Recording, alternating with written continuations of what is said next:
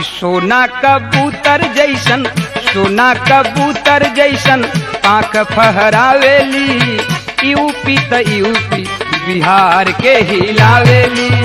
सोना कबूतर जैसन पाँख फहरावेली, यूपी त यूपी बिहार के हिलावेली।